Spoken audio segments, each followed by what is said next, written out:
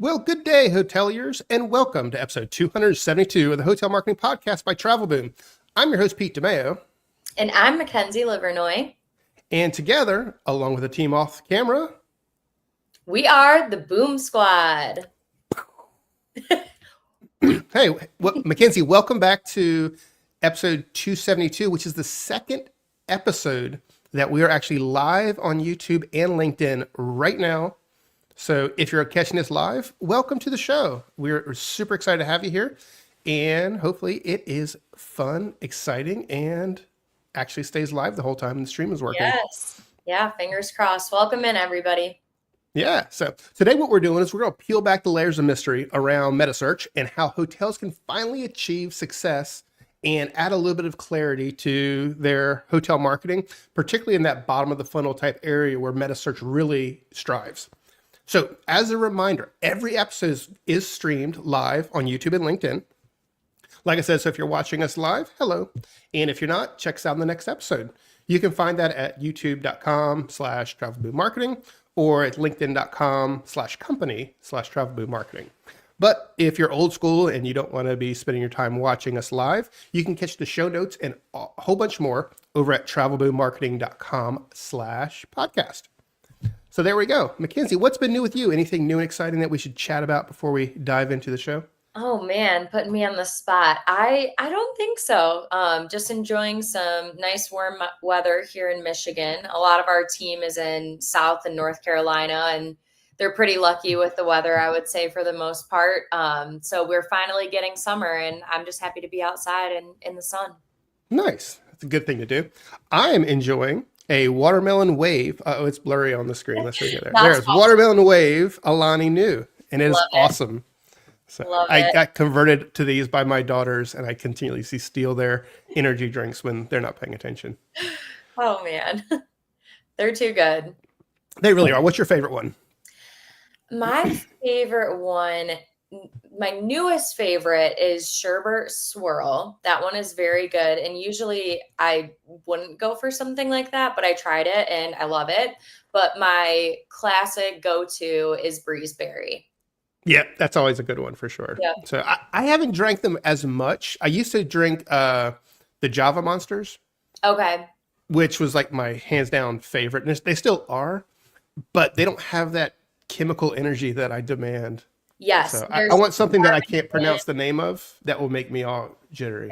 Oh yeah, I am wired after one of those. I couldn't drink one this late in the day, so you're brave. I would not be able to go to sleep tonight. It has to Oh, be. so it'll wear off for me a little Oh. bit faster than that. It won't impact my bedtime. Yeah. So yeah, so if you're ever bored during the day, just pound a couple of Alanis and then the world is ready to be tackled. Not a couple. You may Okay, be yeah. hospitalized. Yeah, drink one Alani, drop a little bit of vodka in We're there. It's even more marketers, fun. we're not medical professionals. Yes, I'm the last person you ask about dietary good decisions. Yeah. But well, perfect. Hey, let's go ahead and dive in. We've got the love it or hate it my section, which is with hotel marketing that cannot lose. Now it's time for News-a-Roos, brought to you by Alani. That's not true. They're not paying it. We wish. Alani, Yeah. to this sponsor. Yeah. If you're listening to this and you actually like what you hear, reach out to us. We'll work for product. Yes. So anyway, so News-a-Roos. The one item that I had today, it's not necessarily a big news item, but it's from Axios in the Charlotte market. And Marriott's MOXY is coming to Charlotte, which is pretty cool. Charlotte from my location is only about 3 hours away. And MOXY is a super cool brand that Marriott has. It's one of their many little micro brands. And it's basically a party hotel. I think the best way to kind of summarize what MOXY is what the director of sales said during the opening of the Charlotte location. He goes, I don't have his name here, but says, we think it's going to be a great place for people to pregame with a little quick small bites and cocktails before they head out the door. So I think that's kind of like a different way of looking at hotels. You go there, you're going to have a good time in Charlotte, get a couple drinks, get a couple snacks, and then hit the town. Yeah, I'm all for it. I have yet to stay at a MOXY, but I love this concept. I'm in my 20s, so me and my friends like to have fun. Let's just say that. So I feel like it's cool to have a hotel that you can go back to and not just go, hang out by the pool or do something like that. Like the whole vibe is just kind of dedicated to having a good time with friends and whoever you're with. Yeah, well, and the cool thing is like when you get there, you don't go to a check-in counter. You go to the bar, Yeah, and they handle all the check-in process sign for me you. up. Yeah, exactly. It's like, okay, you've had a hard time traveling. You get there, nothing's better than a cold drink, a little bit of snacks, Yeah. and get checked in. I'm But definitely going yeah, to put this on my list if I'm ever in a city that has a MOXY. I love it. well, I think you should. There's 50 locations in the US so far. They have a lot more overseas. But kind of why I brought this news item up, and you can find links to this article on the show notes at travelboommarketing.com/podcast. But to me, it's really interesting because the independent hotelier has always had a little bit of a niche market in that they could do some more fun things. They could have drinks at check-in and things like that. And now you have Marriott and a lot of other major players in the hospitality space creating these micro brands that are really starting to come into their own, compete against those little independent hoteliers. Now, that could be a concern for your market, but what it also is an opportunity for you to see how these big brands are pushing the limits on what is a traditional hotel stay and make it a little bit different. So, like they say, there's really no new ideas. It's just how they're kind of, rewrapped and presented to the customer. So if there's things here that you like, if you want to be a little bit of a party hotel and you want to attract a younger audience and you want to kind of get some buzz around your property, look at Marriott's MOXY. You look at, Aloft, look at any of the other brands that are out there that are kind of doing things a little bit differently. And maybe ask yourself, would that fit with what my hotel is? Not put on, lipstick on a pig and make your hotel something it's not. But if it does fit into what your brand aspirations are, a lot of great ideas that have been basically pressure tested to see if they'll work by major players that you can probably use at your property. Yeah, absolutely. And putting your own spin on it. It doesn't have to be exactly the same, but drawing inspiration, like you said, from things that have been proven to work and do really well. If it aligns with your target audience, then I say go for it. Try it. Yeah, heck yeah, because when you think about it, it's like if you're a small hotelier, you're so busy making sure you have housekeeping staff, that your rates are where they're supposed to be, and all the other things that sometimes you kind of get blinders on to what's happening with the market. Yeah, So if you're traveling, if you're a small hotelier, stay at a place that you may want to emulate in the future and learn what it is that they're doing. absolutely. So, all right. Well, I'm just checking, and it looks like we are in fact live on YouTube, and I see that we're also live on LinkedIn. So cool. I just Good want to to double go. check that. I will not look at that because it's a delay and it freaks me out. Oh boy. So, all right. So that's kind of the intro. I think this is Mackenzie's big segment. We don't have a song for you yet, but we got to figure that out. Yeah, I'll have to get that going for next time. I'll put it on the to-do list. But yes, I love this section, RFI or Room for Improvement, where we go over some interesting Reddit hotel posts and kind of talk about where things went south and what could have been done to prevent some of these mishaps. So today we are not a fun name today, guys. It's I ISO EG. That's Is the it best I got. Zoe G? ISOEG. Okay, I like Yeah. that. Yep. ISOEG. So we've had more fun ones, but that is the name. The subject is, has it become rare for hotels to actually send confirmation emails? Or do I just have bad luck, they say.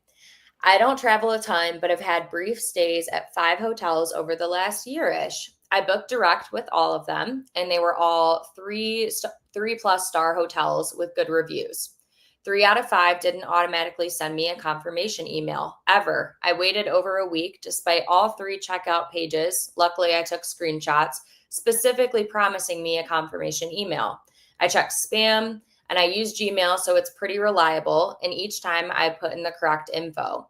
In all cases, I got a very quick response with a confirmation when I contacted the hotel to make sure I was good to go. But this was in 3 totally different cities and not the same hotel chain, so it started to seem a little bit weird.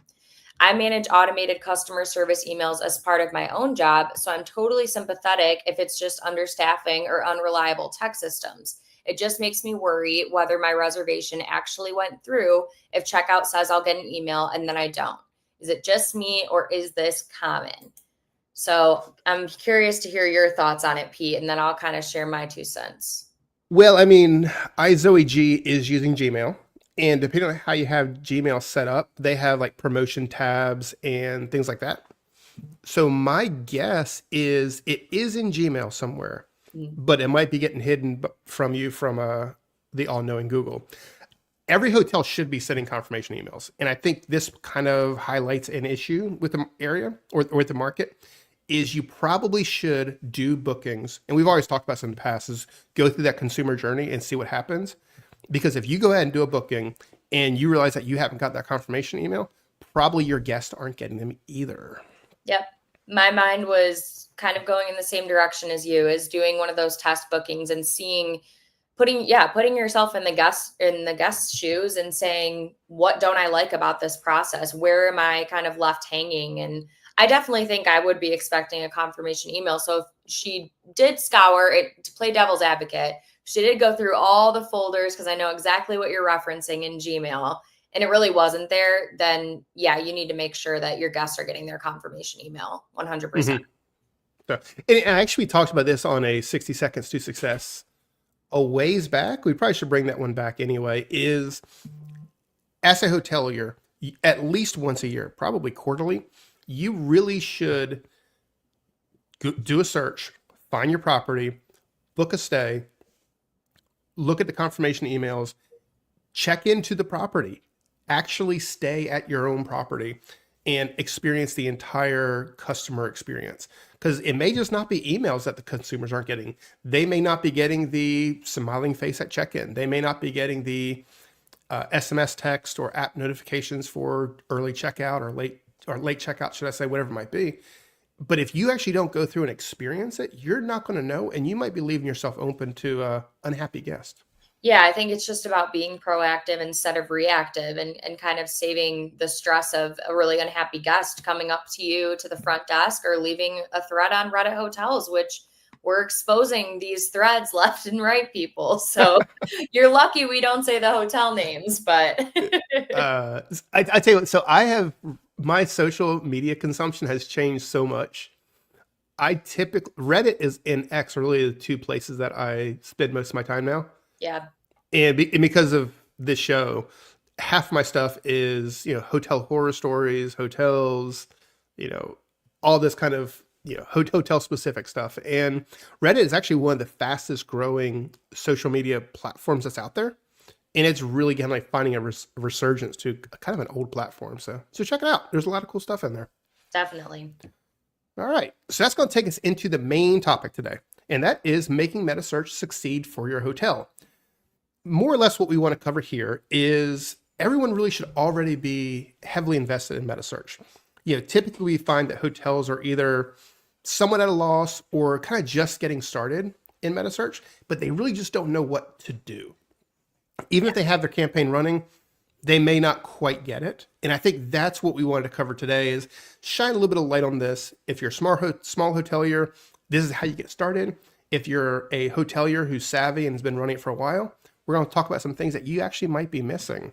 Yeah, for sure. I think it's important to kind of start at square one here. So just going back to the basics for anybody that doesn't really understand fully what Metasearch is, it's essentially a tool that shows your hotel rates across different search engine platforms like Google or TripAdvisor, Trivago, etc. There's so many that are out there. And really the goal for hoteliers with Metasearch is to capture those bottom funnel travelers that are comparing prices. They're kind of in that active buying stage. It's just about figuring out, the best price and the best available option to them, given what they're looking for.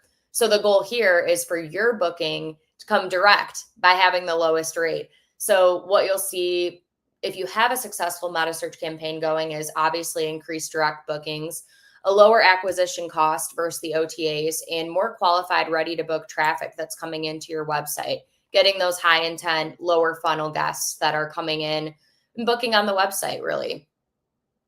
Yeah. And I think the really important part here is that you understand it. You understand that Metasearch is not just an optional platform. It is just as important as your pay-per-click campaign. Based on the ROAS, in some cases, maybe even more important. Sure. But it also is always changing. I mean, if you look back at the past 6 to 9 months, just what has changed alone in the platform is incredible. So AI, I think we probably use the word AI in every episode for the last several years. But there's so many smarter bidding strategies that can be configured and somewhat autonomously run with your oversight to make sure you're getting the best possible ROAS. The free Google booking links are gaining a lot of traction throughout the Google ecosystem. You've got better attribution and conversion tracking. It's getting to the point where it's becoming more and more and more accurate, which means you can actually see what's performing and what's not. But what we're also seeing and this is something that came out back in, I think March, is Google killed their CPA model, which is the cost per acquisition model, in all of North American market. And I think at this point, they may have also killed it overseas in the European market. And the reason they did that was, one, if we're being honest, Google probably made more money with the CPC model versus CPA. But realistically, if you're already paying 10 to 15% to Google, you could just use an OTA in that case. So a lot of stuff has been changing, and that's what we kind of highlight is this stuff is always new, always changing. So we need to make sure that we're staying on top of the market the best we can. So what we're going to do is go and jump into really two paths for Metasearch success. And either one of these is a completely acceptable solution for you. If you're a larger property, you're probably already following one of these platforms. And if you're a smaller property, you're probably also on there as well, but there might be some things that we can help out with. So option one for your two paths to Metasearch success is third-party integrators. I'm talking about things like Derbysoft, Whip, Cody. There's a ton of platforms out there that what they basically serve as is a middleware between your PMS and your GDS through to the Metasearch providers, TripAdvisor, Google, Kayak, Trivago, Skyscanner, you name them, all of them that are out there. I'm a big fan of this option of using a third-party integrator. One, as an agency, it gives us a lot more control and allows us to maximize the performance that a individual hotel can get. So to me, that's really important. It lets us focus on optimizing the campaign and not so much the busy work of managing Metasearch. I also like it because it is an all-in-one platform. It's really the only way that you have access to Google, to TripAdvisor, to Kayak, and all the other platforms that are out there. The other options we're going to talk about are really just about being on Google. Another real pro behind using a third-party integrator is going to be that smart automation, and that's that AI stuff that we're talking about.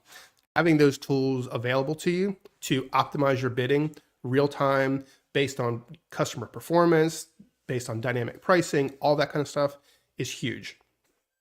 And I think the last kind of pro related to third-party integrators is the detailed reporting and attribution that you get.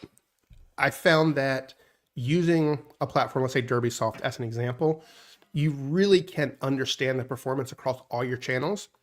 And we'll talk about this in a little bit, we'll talk about where you have room for improvement through some very specific reports like your meet, beat, loss type report.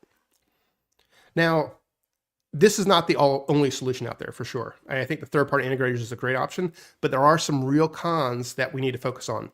One is your platform cost. Because it is a technology, it is a middleware, that you are going to be paying a tech fee in addition to your ad spend. So you kind of have to factor that in, understanding that your ROAS is going to be higher, which should more than cover the cost of any type of platform. But do keep that in mind. If you're using it, you do need to demand more of the performance. You need to demand more of the agency that's running it. If it's Travel Boom, you should consider us. We do it really well, and we more than make it worth your while. The other con is, I don't know if this is even so much of a con, but it's the AI bidding transparency. You can set some amazing rules up and you can let the AI kind of run. You might lose a little bit of the granularity in your bidding logic, but this is also well worth it in terms of the performance lift that you end up getting from the campaign. And then the biggest con, and I really can't stress this one enough because it makes me pull my already gray hair out enough, is a slow onboarding process. It takes way too long, in my opinion, regardless of the third party integrator, to get your approvals, to get your feeds set up, to make sure you have the proper logos for each of the platforms. And it's really not ideal if you're a hotel and you need to have your campaign up and running in a week. You really need to plan on a couple weeks, a month or so, to get your third party integration set up so that you're running those campaigns. But yeah, Mackenzie, I mean, of the platforms that are out there, I'm a big fan of both Derbysoft and Whip. I've used them for multiple clients and really happy with them. Yeah, for sure. I think, they do a great job, and everything that you're, kind of including is looking at both sides of the coin. I think there's just different benefits and cons to both that you kind of have to weigh depending on your property and your needs. Yep. Yeah. So the other option that's out there is very simple, just setting up your campaign direct with Google Hotel Ads or GHA. It's great because it's really easy to integrate. There's not a lot of heavy lifting, and oftentimes Google's going to already integrate with a lot of your PMS providers. If you're on a major platform like Cloudbeds or whatever that might be, it's very easy to use, which is nice. So some of the pros there are going to be you have the full control over your strategy, and you can manage it down to a very granular level on your Google Ads account. So that's nice because you don't have multiple platforms that you're managing. You don't have to necessarily manage your TripAdvisor versus Google and all that kind of stuff. It's all right there within your main Google Ads platform. It's also nice because you have no platform fees. You're going directly to Google, which means you can be a little bit more lean on the budget that you're spending, and you can be a little bit more flexible in the return on ad spend that you're expecting from those campaigns. I feel like this is probably the biggest pro if I'm an independent hotelier and I have a lean budget, like you said. Being able to kind of bypass all of those fees that you're paying for third-party providers is huge. And it goes with paid search as well, but definitely here for Metasearch. I think this one's probably the most important on the list. It's definitely way up there. Yeah. And the other one that's a really big pro is the fast launch potential. So this is another thing, if you're a small property and you just want to get it up and running, a lot of times your booking engine's already going to support a GHA feed. I apologize. So you're not going to have to worry so much about, negotiating rates and all that kind of fun stuff. It's all just taken care of for you. Problem is there are Google Hotel Ads direct Metasearch campaign. The big one is you're only on Google. You're not going to show up on TripAdvisor, Kayak, Trivago, Microsoft Hotel Ads. You have to manage those separately, or you just are not going to be on them. I've found this to be a big con because while Microsoft Hotel Ads is a small fraction, it typically has a phenomenal return on ad spend. So it's one of those things where if you are on there, if you have a big enough budget for it, there's going to be platforms that you're missing out on. TripAdvisor is another one. Typically, it's not atypical for us to see well over 1,000% return on ad spend on your TripAdvisor Metasearch campaign. You're not showing there. The problem with that is if you're not showing there, Mackenzie, who is? The OTAs. Yeah, that's right, because they are ever present. So if you're seeding a battleground to the OTAs, you will see obviously more OTA bookings. So another con, I think, of the direct model is you kind of do need to have a higher technical involvement level, or your vendor, let's say, if you're using an agency, to manage the feeds, to make sure your bidding is set up, to do any troubleshooting. You don't have that safety net of a team of experts that are standing by to help you do the best you can. From there, you also, because you don't have that third-party provider, you also don't have a lot of the advanced automations that you get out of a best-in-class platform. You don't have those algorithms, the AI, a nice dashboard that shows you all of your campaign's performance. You don't have predictive optimizations. There's so many things that you're missing out on. But then again, it's a balancing act, right? If you're a small property, you don't have to worry, and you don't have a occupancy concern, if you're looking pretty good in terms of your ADR, you may say, I want to be there for Google because it's the big boy, but I also don't want to invest in a more robust platform. And then kind of from there, I think the other thing I will look at as well is ongoing bid management is kind of a con for going direct with Google because someone's got to babysit your bids, right? And that's going to be you or whomever. It's not a set and forget. We talked about this back in the day on PPC campaigns, on SEO, all your marketing efforts. Set it and forget is not a thing that should ever go through a hotel marketer's brain. And that's just the case for Metasearch as well. You got to pay attention to it. And I think that's the difficult part about being a smaller property in this situation is you probably have, 1-2 people involved in the marketing process, and Metasearch could become, a full-time job within itself. So I think that's the tricky part here is just managing the time versus the actual monetary cost of going with a third party. Mm-hmm. So now I will say this though, if you are a hotelier and you are not running on Metasearch, double check to see if that's actually true, because there's been many times where we talk to a customer or a client or potential client and they're like, yeah, we're not running on Metasearch. And you go look and you're like, well, actually you are, because your Synexus integration has Metasearch built in and you are showing in the free version of Google Ads. If you are, that's great. But you do want to make sure to go ahead and get started that you confirm that you have booking engine capability. You want to make sure that you have a Google Hotel Center account set up. And then you go through the process of connecting your feed, your rates, your availability, taxes, room types, all that kind of fun stuff that is Google's structured format for displaying it. You often hear this term referred to as ARI, or availability, rate, and inventory. And from there, you link your hotel center to your Google Ads, and you can manage all your bidding there. And then lastly, you launch your campaign, very small budgets, you monitor it, make sure that you got your ROAS, and then you just optimize from there. You optimize your campaign, you optimize your landing pages and your conversion flow, and you're off to the races. So running Metasearch is not difficult to get started, particularly if you choose GHA. And you can also use just your GHA campaign to get your feet wet and realize that, you know what? As effective as this is, I do need to go with probably option 1, which is that third-party integrator platform. Yeah, I love that list. And I think that, to kind of build upon that with some more tactical strategies too, if you're not doing this already with Metasearch, you definitely should be. So I'm going to go over a couple of those here. The first one is fixing your rate parity. First and foremost, if you're losing the rate game, you're losing the Metasearch war.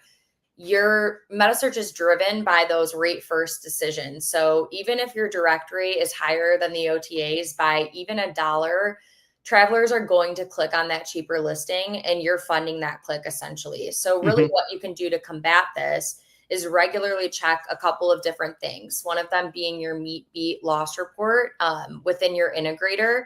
And then also in GHA, there's a participation report if you're managing it directly in Google versus that third-party integrator. And that participation report is lackluster, I would say. Yeah. Using a true meet beat loss report, which is going to be more of that one of those higher end functions you get from a third-party platform, it will show you the amount of time. It's kind of self-explanatory, meet beat loss. You see at times that your rate is truly in parity. You're $200 a night on your direct rate, you're $200 a night on the OTA. Perfect, you met. Beat is really where you want to be. You want to make sure that if you're 200, that the OTA is 210. Because like Mackenzie said, even $1 different is going to drive the booking toward that cheaper rate. And the one that you really got to watch is your loss report. This one, in my opinion, is where 99% of hoteliers are losing the Metasearch game, because we'll pull these reports and you'll see 70+% loss report. It's like, wait a minute. Yeah. You mean to tell me 70% of the time that your ad is showing and OTA is beating you? It's unacceptable. I think that is why you want to make sure you're paying attention to these reports. Freaking like laser focused. Yeah. And not even just the reports, but also like you were saying, at the beginning of the episode, going through that booking funnel, searching up your property and just seeing what it looks like on any given date. what would you choose? You're going to choose the cheaper option, of course. And Yep. the OTAs are that, then, you're losing that booking. So Hmm. super important. Yeah. And beyond just checking the reports as well, really what you can do is work hand in hand with your revenue management team to ensure you've got that rate parity, or ideally, of course, a direct booking advantage, where you are able to provide a lower rate. If you're not able to do that, if you're not able to beat the A's with things that are going on with your revenue, you can use incentives, things like flexible cancellation policies or different room upgrades, freebies on property that are going to give some type of value add that does incentivize the customer to book directly, even if you might be slightly higher than an OTA. Yeah. Well, so I think with this one is, if you find that you are slightly higher than an OTA, fix that. First of all, there's no excuse. I mean, the OTA is going to charge you. In our last leisure travel study, we found that the average OTA rate was 16%, like 16.2%, something like that. If they're able to charge a lower rate and charge you 16%, you're doing something wrong, and you guys need to have a meeting with your revenue management to get that in check. But like Mackenzie said, those incentives are something that you can use anyway. You are the only one who can offer a flexible cancellation rate. You are the only one who can offer a free room upgrade or freebies for booking direct. That is completely within the purview of the hotel direct. So use that to your advantage. That is your one ace card that you need to be playing. Yeah. And I think another advantage too is just implementing your own loyalty or member exclusive rates. You know that the OTAs are able to do things like that. So you've got to be sure that you're doing it as well, but without violating any parity agreements. So that part is super important. Glad you brought that up, Mackenzie. That is so true. That most PMS providers, booking engines are all making sure that they have those loyalty programs built in or member exclusive rates. Use them. They are phenomenal. If I get your email before you book so that you can get a member rate, one, I'm incentivizing direct booking, which means I'm reducing my marketing rates costs in the future. I am creating a direct guest, which I can market to throughout the process.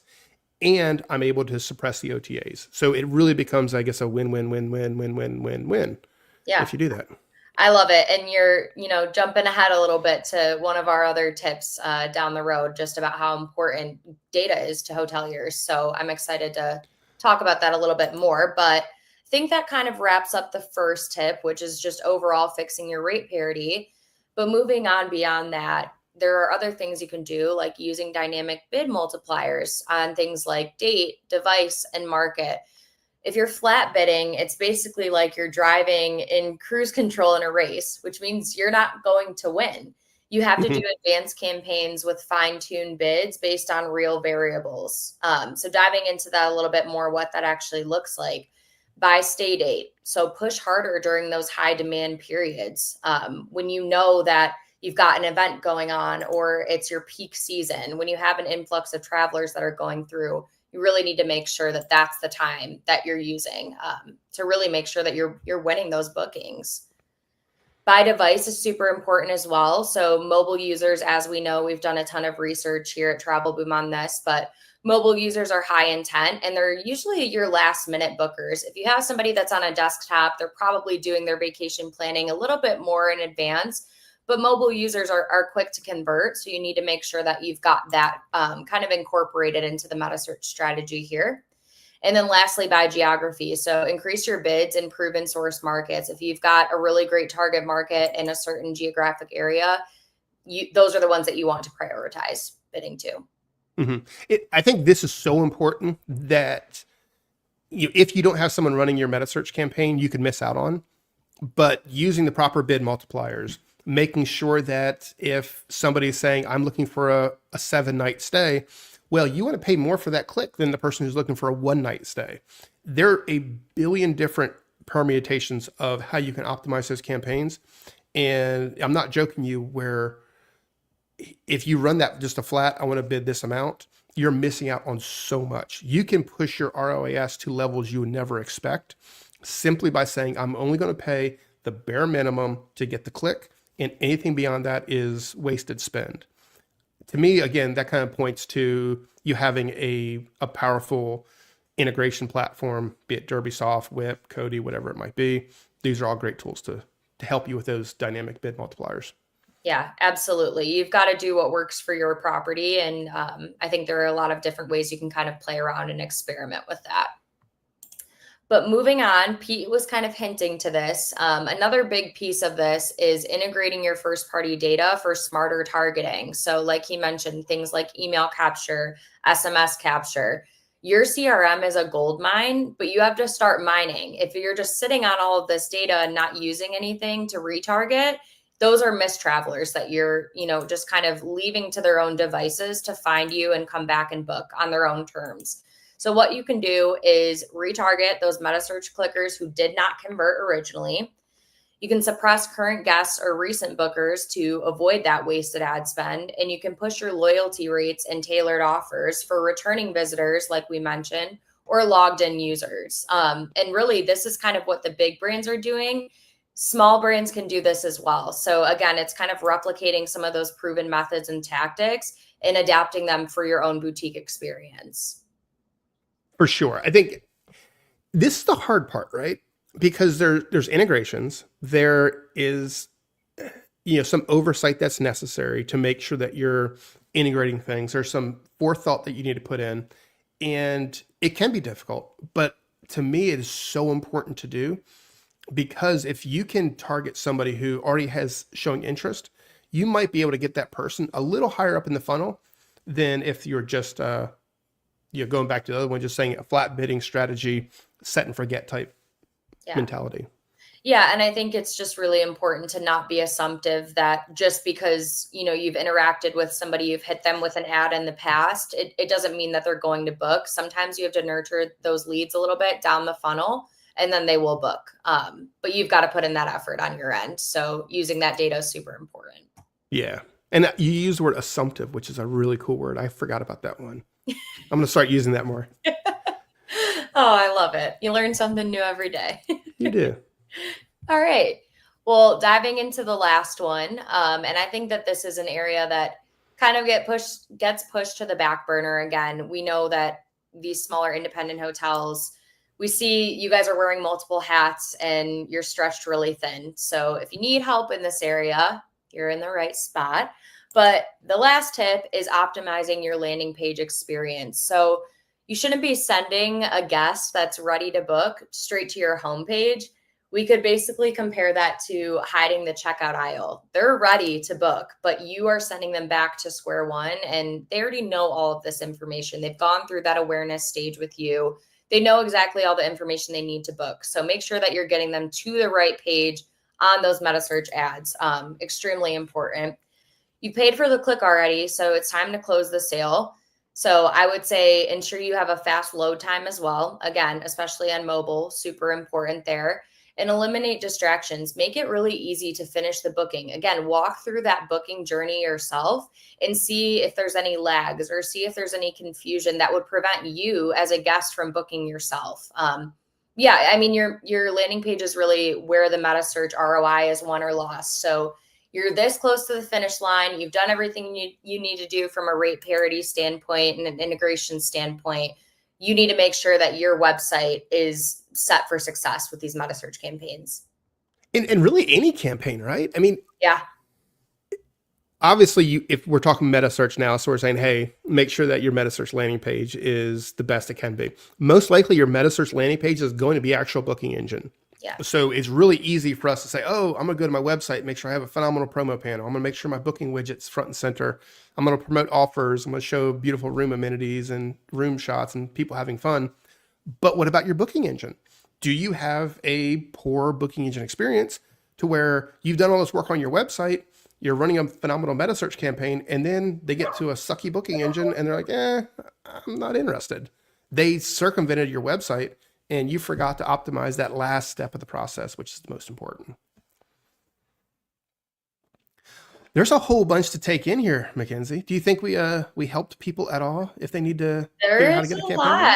I sure hope so. And I think, there's even more to talk about here. And I think it's just based on the conversations that we've had with current clients or future clients and kind of getting their experience on the difficulties of Metasearch. So, Mhm. yeah. It sounds like your little golden doodle thing is I all know. about I'm Metasearch as well. sorry. I know. He has a lot to say about Metasearch. I know he's not a big fan of OTAs either. So No, he wants those direct bookings for you all. okay, so next episode we got to have a show and tell where we get to see all your little Oh, pets and stuff. I know he did so good this whole time, and I shut the blinds and everything. So sorry for the intrusion, Mm. everybody. Oh, he made it better. Yeah. So, but yeah, kind of to wrap up the Metasearch side is I think most hotels end up treating Metasearch like a checkbox. Okay, I got to do it. Boom, check is done.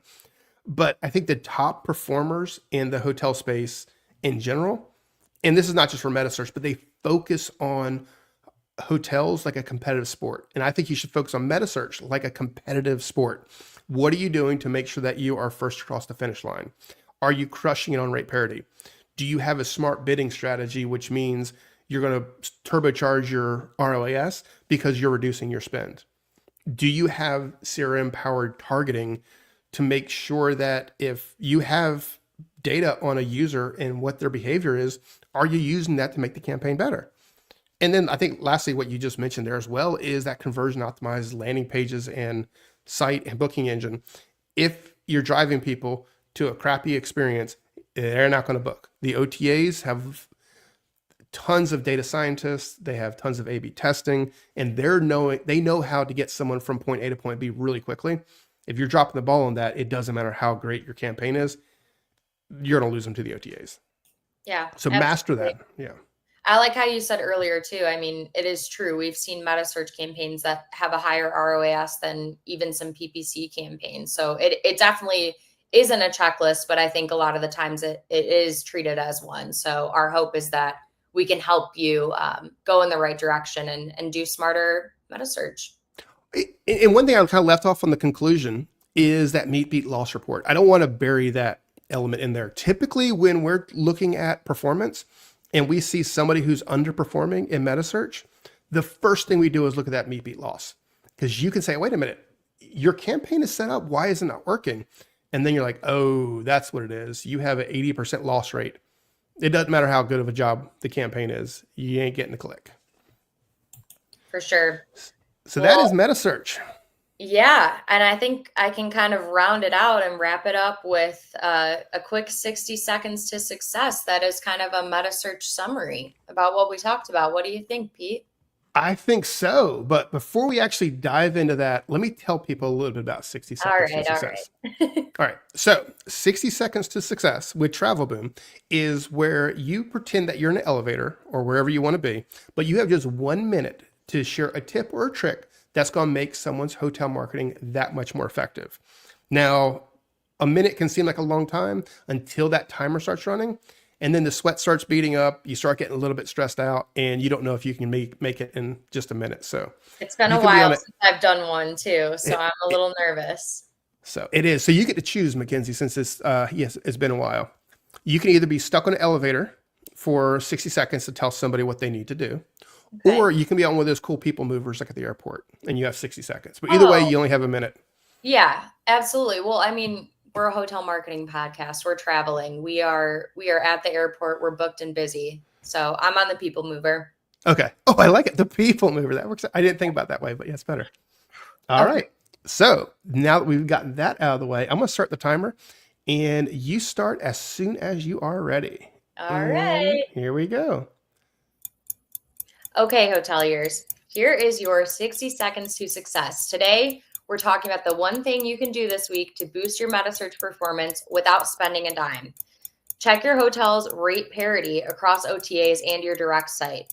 What you need to do is open Google, search your hotel, and look at the price grid. If Booking.com is beating your direct rate, even again by $1, you are losing that booking. You're also paying for a click that ends up converting for the OTAs, which is so not cool. Here's the play. Run your meet beat loss report, like Pete was mentioning, via your GHA dashboard or your feed provider. Flag any violations and bring them to revenue management. And if you can't beat the OTAs on price, you need to beat them on value with perks like flexible cancellation, upgrades, or freebies exclusive to direct bookers. You always end up winning. I'm a speedy one. Yeah, I How much didn't time even get did to. I have left? I don't know. The thing doesn't tell me how much time is left, so it's a kind of surprise for me too. But you Okay. obviously had enough time.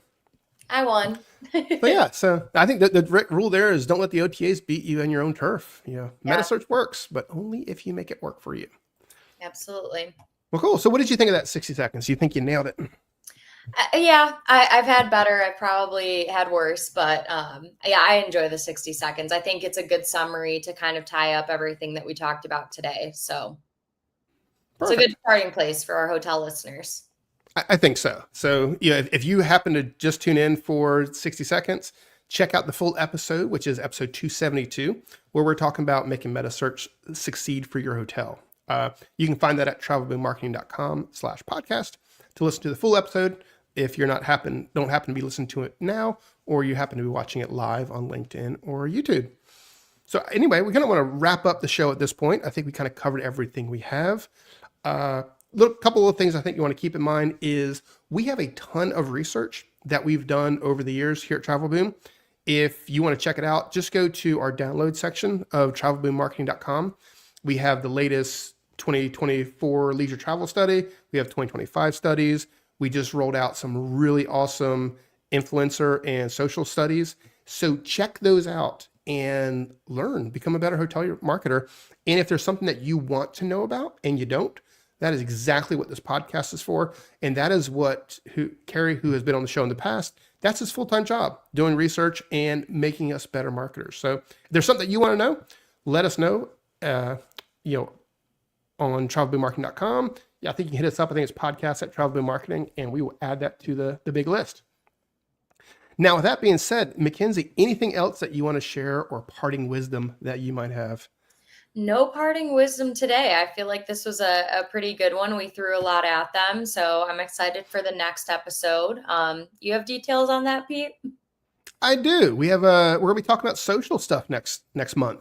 Right. We did switch the podcast format up a little bit, as you can probably tell, but we are recording live at 3:30 the first Tuesday of every month is a live edition, and then we'll drop the audio podcast shortly thereafter. So check us out next time. Go to Travel Boom or LinkedIn Travel Boom, or go to YouTube and find Travel Boom, and make sure you tune in there because you see our smiling faces while we try to make hotels fun.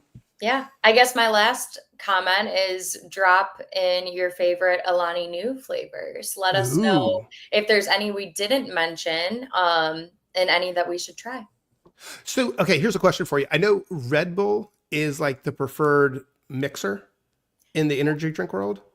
Like a Red Bull vodka is a perfect way to kind of start a day if you're at a MOXY hotel or wherever. Yeah. But I haven't heard a lot of like mixed drinks with Alani's or things like that. I haven't either, but I think it could be really, really good. I did see a TikTok of a girl who did an Alani Nu Slurpee. She went to 7-Eleven and she mixed like blue raspberry with like, I think a breezeberry, and it looked incredible. So not necessarily on the alcoholic front, but a good NA beverage. So that's actually good to know, because if you do that and you open up a bunch of Alani's inside of 7-Eleven and pour them into your Slurpee, you're only paying for the Slurpee, not the couple Alani's that you opened before you checked out. Oh, God. That's pretty smart. Don't take Pete's advice on how many Alani's you should drink or where you should pour them. He is just full of great advice today. Yeah, or shoplifting at 7-Elevens. That's not my thing. Awesome. Well, I think that's everything for today. Mackenzie, you want to end the show for us? Yep. With that, Travel Boom is out.